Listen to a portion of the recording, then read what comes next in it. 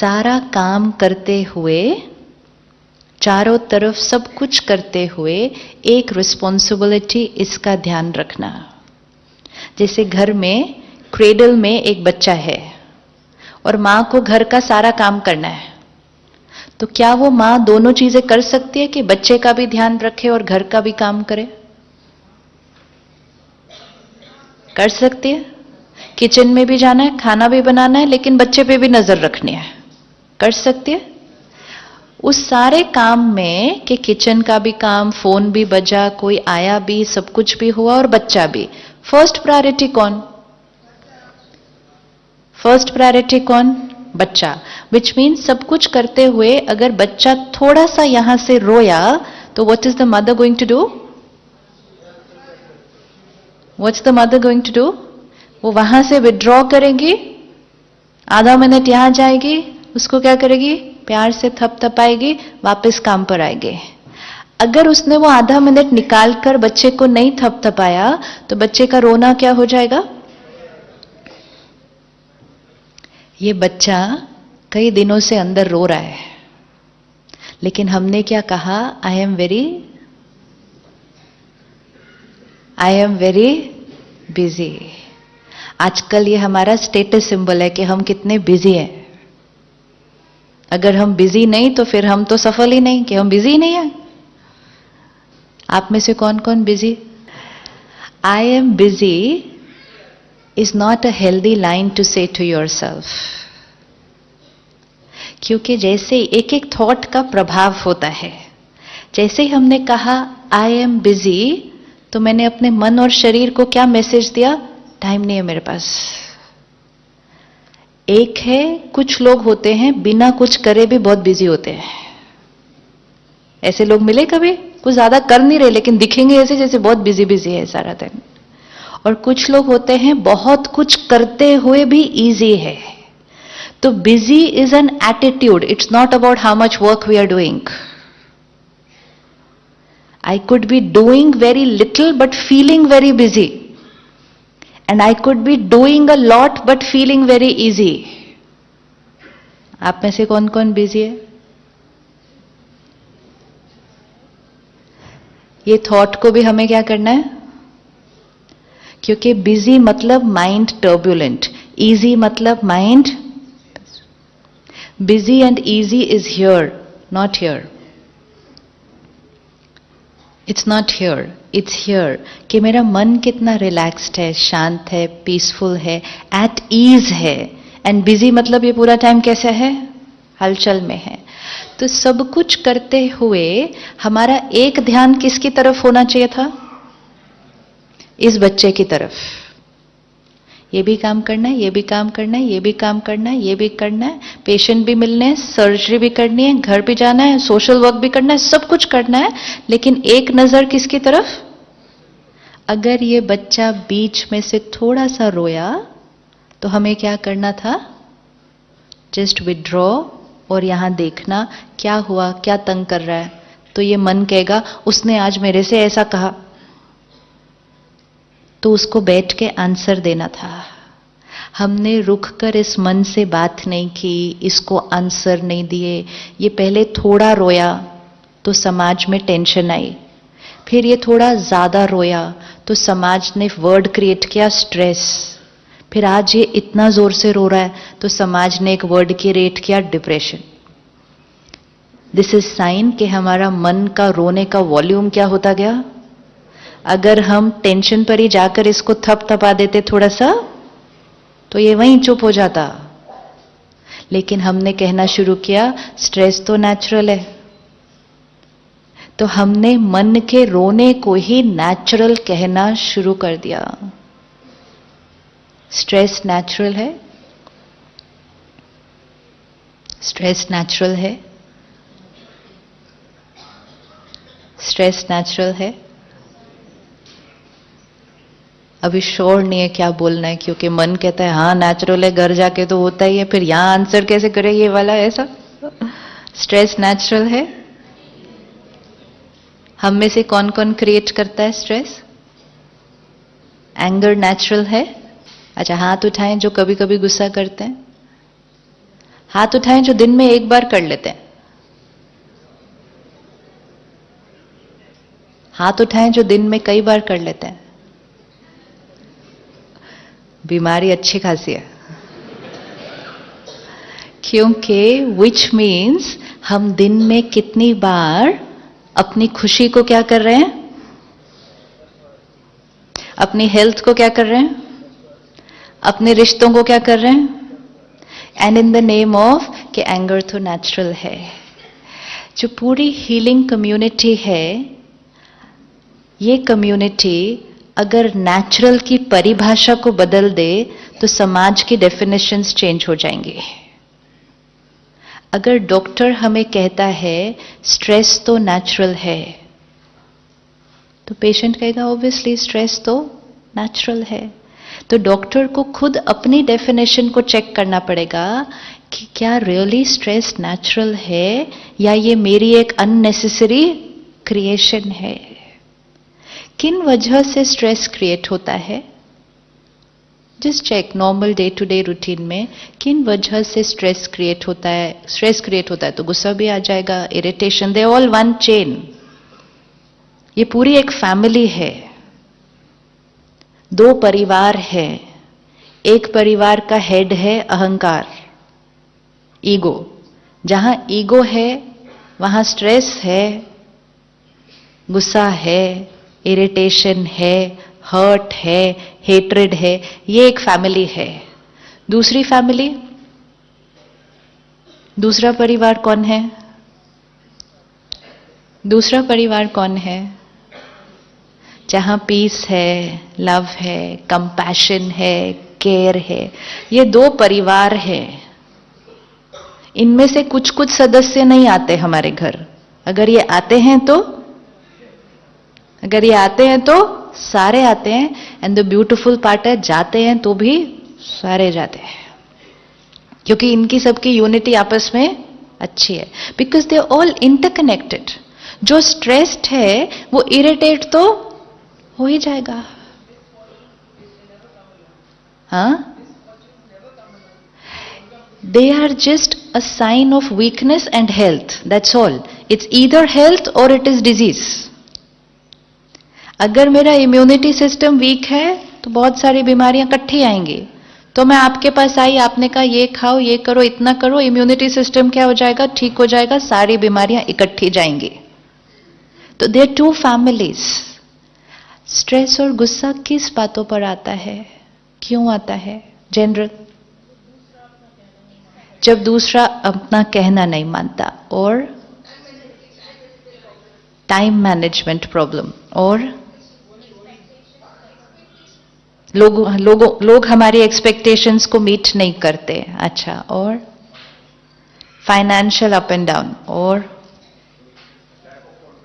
Lack of confidence. Anything else? Stress होता है, गुस्सा आता है, कब?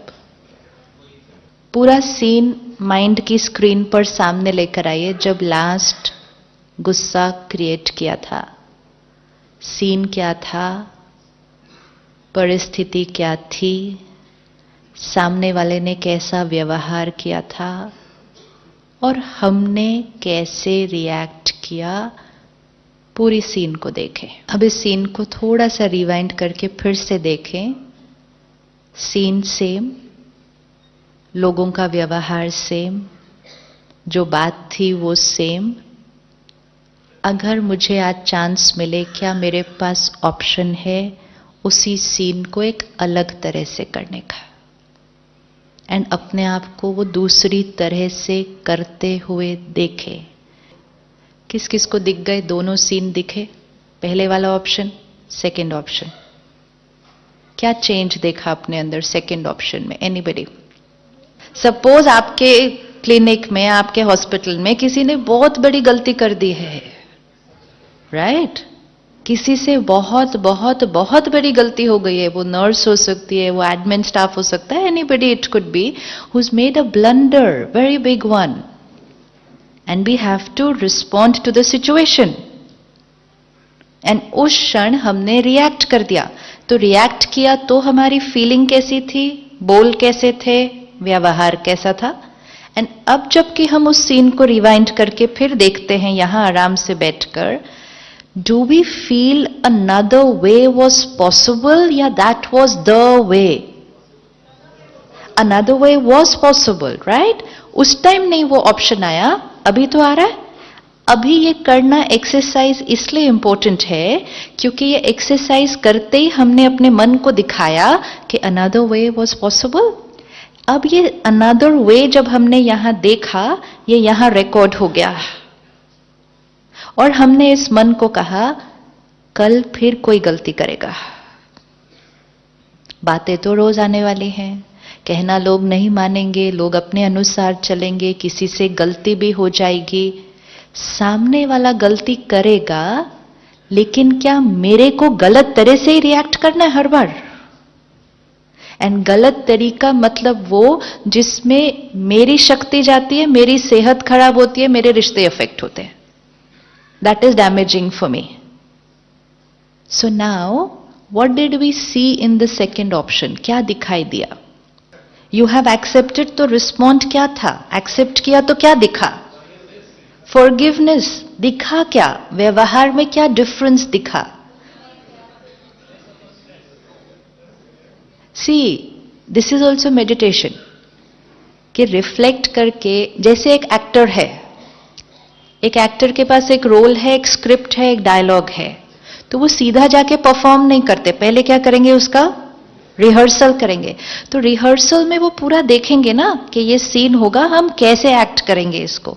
ये जो अभी हमने किया, ये भी एक रिहर्सल है कि सामने वाला गलती करेगा। या कुछ ऐसे लोग होते हैं जिनका कोई एक टिपिकल संस्कार होता है जिसको लेकर हम रोज ही एक बार इरिटेट हो जाते हैं। आपके आसपास कोई ऐसा है ना? वो फिर हम कल शाम को देखेंगे क्यों ऐसे हैं वो। अगर वो थोड़े से बदल जाते तो जीवन क्या हो जाती? But people are not going to change, they are comfortable the way they are. I will have to adopt how to be with them, but not deplete my energy. Tap tap tap tap tap. Right? अब जब वो ऐसा करेंगे, वो गलती करेंगे, what is my response? क्या देखा अपने आप को? एक्सेप्ट किया तो रिस्पॉन्स कैसा था? माइंड कैसा था? फेस कैसा था? वर्ड्स कैसे थे? बिहेवियर कैसा था? पूरा देखना है, एनालिसिस। क्या दिखा? पूरा देखना है। मन कैसा था उस अप्रोच में? स्टेबल। पहले वाले ऑप्शन में मन कैसा था? राइट? हाँ। चेहरा ऑब्वियसली कैसा हो जाएगा?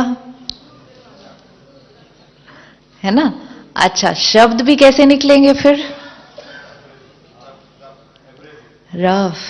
कई बार ऐसे वर्ड्स निकल जाते हैं मुख से जो दूसरे को तो बुरा लगता ही लगता है, हमें भी नहीं लगता ठीक कि हमें ऐसा नहीं बोलना चाहिए था। होता है ऐसा? या तो वर्ड्स भी गलत निकल गए, तो बॉडी लैंग्वेज भी पूरी क्या हो गई? ये जब हम ऐसे गुस्सा कर देते हैं तो ज्यादा नुकसान किसका होता है? जो गुस्सा करता है या जो डांट खाता है? श्योर। आप डॉक्टर हैं तो आप बताइए, गुस्सा करने वाले का क्या क्या नुकसान होता है? हेल्थ वाइज भी अगर देख लें उस टाइम फिजियोलॉजी पर, गुस्सा करने वाले का क्या क्या नुकसान होता है? हार्ट बीट बढ़ती है, बीपी बढ़ता है। अच्छा, और तो वो लंबा लंबा हो जाएगा, वो फिर बहुत सारा है ना। तो आपको बेस्ट पता है कि गुस्सा करने का हमारे शरीर पर कितना असर है। शरीर पर जो असर पड़ा, that is the second stage ना। मन का शरीर पर असर पड़ रहा है। एवरी थॉट वी क्रिएट, ये मंत्र है आज, पक्का करना है। Every thought we create, not few thoughts, some of the thoughts नहीं, एवरी थॉट वी क्रिएट सबसे पहले किस पर असर डालती है? हर थॉट जो हम क्रिएट करेंगे सबसे पहले किस पर असर डालेगी? सबसे पहले यहां पर असर डालेगी कि how will I feel. Suppose हम इस हॉल में एंटर हुए और हमने एक थॉट क्रिएट की, कितना सुंदर हॉल है, जस्ट एक थॉट। तो जैसे हम ये थॉट क्रिएट करेंगे, कितना सुंदर हॉल है, we will feel nice, right? That's one. अगर हम इस हॉल में एंटर किए और हमने एक थॉट क्रिएट की, ये कैसा हॉल है, तो फीलिंग चेंज हो जाएगी। And which means every thought I create will first affect how I feel. Second, every thought I create का किस पर असर पड़ेगा? सेकंड, पहले यहां असर पड़ा, खुद पर मतलब क्या, पहले यहां असर पड़ा, feeling. Second, every thought I create का किस पर असर पड़ेगा? इस शरीर के ऊपर। हमारा शरीर एक भी थॉट के प्रभाव से बच नहीं सकता। आज आपके हॉस्पिटल इतने जो भरे हुए हैं और आप सब इतने जो सक्सेसफुल हैं, और आने वाले समय में 100% है कि और ही सक्सेसफुल होने वाले हैं, ये भी सर्टेन है। एक ही इंडस्ट्री है जिसको कोई टेंशन नहीं होनी चाहिए अपने फ्यूचर की, क्योंकि जितना कलयुग बढ़ता जाएगा उतना लोगों की सोच क्या होती जाएगी, और नेगेटिव होती जाएगी, उतनी बीमारियां क्या होंगी, बढ़ती जाएंगी। आज ट्रीटमेंट इतनी सारी हो गई, लेकिन बीमारियां उतनी ज्यादा बढ़ गई, because our body can not escape the influence of a single thought. तो मन पर असर, शरीर पर असर, फिर every thought will have an effect on, every thought will affect on, every thought will have an effect on the person for whom it was created. हम जो थॉट क्रिएट करेंगे वो एक एसएमएस की तरह, एक व्हाट्सएप की तरह चला गया। कई बार क्लिक होने के बाद लगता है, लेकिन उतनी देर में तो वो चला गया। मतलब थॉट क्रिएट की तो वो चली गई। तो पहले यहां पर असर, फिर यहां पर असर, फिर रिश्ते पर असर, एंड चौथा वातावरण पर असर। My every thought. Kalyug Kalyug क्यों बन गया?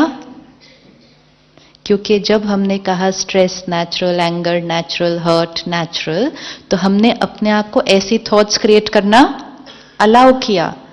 तो फिर हमने कहा बीपी नेचुरल, डायबिटीज नेचुरल। हर साल हम एक नया फिगर दे देते हैं कि इस साल हम कहां पहुंचे, यहां। रिश्तों में फिर हमने कहा डिवोर्स होना नेचुरल। और वातावरण, प्रकृति तो हमारी देखो रोज हमें आंसर देती है, हमने कहा नेचुरल। अब परमात्मा ने कहा ये कलयुग कब तक ऐसा चलेगा? आज सुबह थी, फिर दोपहर हुई, फिर अभी शाम हुई, थोड़ी देर में रात हो जाएगी, फिर रात के बाद घोर रात्रि हो जाएगी, लेकिन फिर घोर रात्रि के बाद, घोर रात्रि के बाद सुबह होनी ही होनी है। परमात्मा ने आकर जो बहुत सुंदर बात सब बच्चों को बताई कि इस सृष्टि पर पहले सुबह थी, फिर दोपहर हुई, फिर शाम हुई, और अब ये सृष्टि की रात है। मतलब इस सृष्टि पर सतयुग था, त्रेता युग था, द्वापर युग था, अब कलयुग है। और अब हम कहते हैं घोर कलयुग, कहते हैं ना घोर कलयुग। अब घोर कलयुग के बाद क्या आएगा? घोर कलयुग के बाद क्या आएगा? है ना, घोर कलयुग के बाद सतयुग आएगा। अब दो लाइनें हैं, बताना कौन सा राइट है, कि सतयुग आएगा या सतयुग हमें लाना है। सतयुग हमें लाना है। कैसे लाएंगे? कैसे लाएंगे? Every thought is going to affect how I feel, how the body is, how my relationship is, how my environment is. जब थॉट नकारात्मक थी तो फिर हमने कहा डिप्रेशन स्ट्रेस नेचुरल, बीमारियां नेचुरल, रिश्तों में टकराव नेचुरल, कलयुग नेचुरल। अब हर थॉट जब प्योर होगी तो आत्मा शक्तिशाली नेचुरल, शरीर हेल्दी नेचुरल, रिश्ते ब्यूटीफुल नेचुरल एंड सृष्टि पर सतयुग नेचुरल। आपको पता है सतयुग में डॉक्टर नहीं होंगे?